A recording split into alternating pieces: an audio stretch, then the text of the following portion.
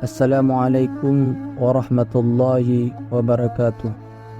Pada kesempatan kali ini kita akan menceritakan kisah-kisah ataupun peristiwa-peristiwa besar dalam sejarah Islam yang terjadi pada hari Senin. Allah Ta'ala berfirman di dalam Al-Quran yang artinya, janganlah kamu menyembah dua Tuhan. Quran Surat An-Nahl ayat 51.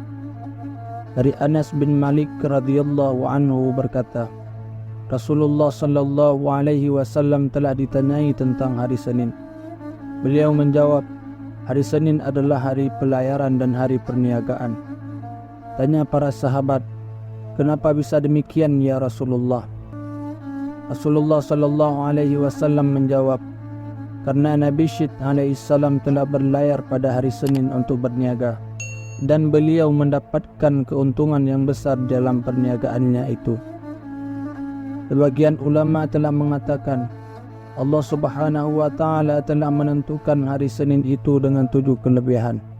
Yang pertama, Nabi Idris alaihissalam telah naik ke langit pada hari Senin. Yang kedua, Nabi Musa alaihissalam telah pergi ke Bukit Tursina pada hari Senin. Yang ketiga, turunnya dalil tentang keesaan Allah Ta'ala pada hari Senin. Yang keempat, Rasulullah sallallahu alaihi wasallam dilahirkan pada hari Senin. Yang kelima, Jibril alaihissalam turun untuk pertama kali menjumpai Rasulullah pada hari Senin. Yang keenam, semua amal umat diperlihatkan kepada Rasulullah pada hari Senin. Yang ketujuh, Rasulullah sallallahu alaihi wasallam wafat pada hari Senin.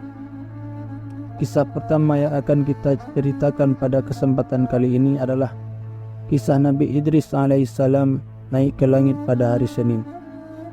Tentang naiknya Nabi Idris alaihissalam ke langit ini telah diberitakan oleh Allah Subhanahu wa Ta'ala dalam Al-Quran pada surah Maryam ayat 56 dan 57. Artinya, dan ceritakanlah hai Muhammad kepada mereka kisah Idris yang tersebut dalam Al-Quran. Sesungguhnya ia adalah seorang yang sangat membenarkan dan seorang nabi, dan kami telah mengangkatnya ke martabat yang tinggi. Nama Idris yang sebenarnya adalah Akhnuh. Dinamakan Idris karena beliau banyak mempelajari kitab Allah Subhanahu wa Ta'ala. Setiap hari beliau menjahit gamis. Setiap kali beliau memasukkan jarum ke kain, beliau mengucapkan tasbih kepada Allah Subhanahu wa Ta'ala. Bila mana pekerjaannya telah selesai, lalu kemeja itu diserahkannya kepada si pemesan tanpa meminta upah. Walaupun begitu, beliau masih sanggup beribadah dengan peribadatan yang sulit untuk digambarkan, sehingga malaikat maut merasa rindu untuk bertemu dengan beliau. Kemudian malaikat maut memohon kepada Allah Subhanahu wa Ta'ala agar diizinkan untuk pergi menziarahinya. Dengan menyamar sebagai manusia, malaikat itu pergi menjumpai Nabi Idris alaihissalam. Setelah memberi salam, lalu ia duduk. Kebiasaan Nabi Idris adalah berpuasa sepanjang masa. Apabila waktu berbuka telah tiba, maka datanglah satu malaikat membawakan makanan dari syurga untuknya. Lalu beliau memakan dari makanan itu. Kemudian beliau beribadah sepanjang malam. Pada malam itulah malaikat maut datang sambil membawa makanan dari syurga. Nabi Idris alaihissalam memakannya dan berkata kepada malaikat, mari Tuan makan juga bersama-sama. Tapi tidak mau memakannya. Nabi Idris pun lalu melanjutkan ibadahnya, sedangkan malaikat duduk menunggu sampai terbit matahari. Nabi Idris alaihissalam merasa heran melihat perihal keadaan malaikat maut itu. Lantas beliau berkata, wahai Tuan, maukah Tuan berjalan-jalan bersama saya untuk melihat-lihat pemandangan? Malaikat itu menjawab, ya baiklah. Maka berjalanlah keduanya menyusuri sawah dan ladang. Hingga akhirnya ketika tiba pada suatu ladang, malaikat maut itu berkata kepada Nabi Idris, wahai Idris, Tuan izinkanlah saya untuk mengambil tanaman ini buat saya makan. Nabi Idris menjawab, subhanallah, kenapa kemarin anda tidak mau memakan makanan yang halal, sedangkan sekarang Tuan mau memakan yang haram? Kemudian mereka melanjutkan perjalanannya. Tak terasa 4 hari telah berlalu. Selama itu Nabi Idris mendapatkan beberapa keanehan pada diri teman seperjalanannya yang menyalahi sifat-sifat manusia pada umumnya. Karena itu beliau lalu menanyakan kepada temannya itu, "Siapakah Tuhan sebenarnya?" Malaikat itu menjawab, "Saya adalah malaikat maut." Nabi Idris alaihissalam bertanya pula, "Tuhankah yang mencabut semua nyawa?" Malaikat menjawab, "Ya." Tanya Nabi Idris, "Tuhan bersama saya selama 4 hari. Apakah Tuhan juga telah mencabut nyawa seseorang?" Malaikat itu menjawab, "Ya, selama 4 hari ini banyak sekali nyawa yang telah saya cabut. Roh makhluk itu ibarat hidangan di hadapan saya. Saya ambil ia sebagaimana seseorang mengambil suap-suap makanan." Nabi Idris bertanya, "Wahai malaikat, Tuhan datang untuk ziarah atau untuk mencabut nyawa?" Malaikat itu menjawab, "Saya datang untuk ziarah dengan seizin Allah Subhanahu wa taala." Nabi Idris berkata, "Wahai malaikat maut, saya ada suatu permintaan kepada Tuhan, yaitu agar Tuhan mencabut nyawa saya. Kemudian Tuhan mohonkan kepada Allah Subhanahu wa taala agar ia menghidupkan saya kembali, supaya saya dapat menyembah Allah setelah saya merasakan kedahsyatan sakratul maut itu." Malaikat itu menjawab, "Saya tidaklah mencabut nyawa seseorang pun, melainkan hanya dengan perintah Allah Subhanahu wa taala." Lalu Allah Subhanahu wa taala mewahyukan kepada malaikat maut agar mencabut nyawa Nabi Idris alaihissalam. Maka dicabutnya lah nyawa Idris. Nabi Idris pun mati pada saat itu juga. Ketika malaikat maut melihat kematian Nabi Idris, maka menangislah ia dan dengan mengiba-iba ia memohon kepada Allah supaya Allah menghidupkannya kembali. Allah mengabulkan permohonannya dan Nabi Idris pun dihidupkannya kembali. Kemudian malaikat maut memeluk Nabi Idris seraya bertanya, "Wahai saudaraku, bagaimanakah Tuhan merasakan kesakitan maut itu?" Nabi Idris menjawab, "Bila seekor binatang dikuliti ketika ia masih hidup, maka sakitnya maut itu 1000 kali lebih sakit daripadanya."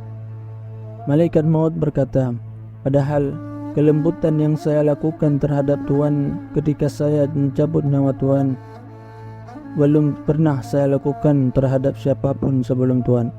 Kemudian Nabi Idris berkata pula, "Ya malaikat maut, saya mempunyai permintaan lain kepada Tuhan, yaitu saya ingin sekali melihat neraka supaya saya dapat beribadah kepada Allah Ta'ala lebih banyak lagi setelah saya menyaksikan kedahsyatan neraka itu." Maka menjawablah malaikat maut, "Bagaimana saya dapat pergi ke neraka tanpa seizin daripada Allah Subhanahu wa taala?" Lalu Allah Subhanahu wa taala mewahyukan kepada malaikat maut itu agar ia membawa Nabi Idris ke dalam neraka. Maka pergilah mereka ke sana. Di neraka itu Nabi Idris dapat melihat semua yang diciptakan oleh Allah Subhanahu wa taala buat menyiksa musuh-musuhnya, seperti rantai-rantai, belenggu-belenggu, begitu pula ular-ular, kala, api, timah yang mendidih, pohon yang berduri, air panas yang mendidih dan lain-lainnya. Setelah puas melihat-lihat, kemudian mereka kembali. Kemudian Nabi Idris alaihissalam berkata pula kepada malaikat maut itu, "Wahai malaikat maut, saya punya hajat yang lain kepada Tuhan, yaitu agar Tuhan membawa saya masuk ke dalam syurga, hingga saya dapat melihat-lihat apa yang telah disediakan Allah bagi kekasih-kekasihnya. Dan setelah itu saya pun dapat meningkatkan peribadahan saya kepada Allah Subhanahu wa taala." Malaikat maut itu berkata, "Bagaimana saya dapat membawa Tuhan memasuki syurga tanpa perintah daripada Allah Ta'ala?" Lantas Allah pun memerintahkan kepada malaikat maut supaya ia membawa Nabi Idris ke syurga. Kemudian pergilah mereka berdua hingga tiba pada muka pintu syurga. Mereka berhenti di sana. Di situ Nabi Idris dapat memandang ke dalam syurga, tanpa olehnya segala macam kenikmatan yang disediakan oleh Allah Subhanahu wa taala bagi para aulianya, seperti buah-buahan, pohon-pohonan, sungai-sungai dan lain-lainnya. Lalu Nabi Idris berkata, "Wahai saudaraku, saya telah merasakan pahitnya maut dan saya telah melihat kedahsyatan api neraka." Maka maukah Tuhan memohon kepada Allah agar ia mengizinkan saya memasuki surga untuk dapat meminum airnya guna menghilangkan kesakitan maut dan kedahsyatan api neraka. Malaikat pun memohon kepada Allah Subhanahu wa taala. Allah memberi izin kepadanya untuk memasuki surga lalu keluar lagi. Kemudian Nabi Idris memasuki surga. Beliau meletakkan sandalnya di bawah salah satu pepohonan surga lalu keluar kembali. Setelah beliau berada di luar, beliau berkata kepada malaikat, "Wahai malaikat, saya telah meninggalkan sandal saya di dalam surga." Malaikat berkata, "Kembalilah dan ambillah sandal Tuhan."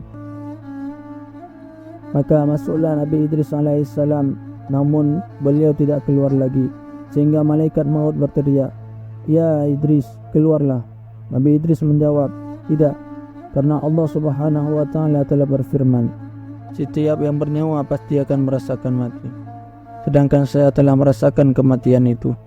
Dan Allah berfirman, dan tidak ada seorang pun daripadamu melainkan mendatangi neraka itu. Dan saya pun telah mendatangi neraka itu. Dan Allah berfirman, dan mereka sekali-kali tidak akan dikeluarkan daripadanya, maksudnya daripada syurga. Maka Allah lalu memberi wahyu kepada malaikat maut, "Biarkanlah dia, karena aku telah menetapkan di azali bahwa ia akan bertempat tinggal di surga." Dan Allah menceritakan tentang kisah Nabi Idris ini kepada Rasulullah SAW dalam firman-Nya, yang artinya, "Dan ceritakanlah hai Muhammad kepada mereka kisah Idris yang tersebut di dalam Al-Quran. Sesungguhnya ia adalah seorang yang sangat membenarkan dan seorang Nabi, dan kami telah mengangkatnya ke martabat yang tinggi." Quran Surah Maryam ayat 56-57.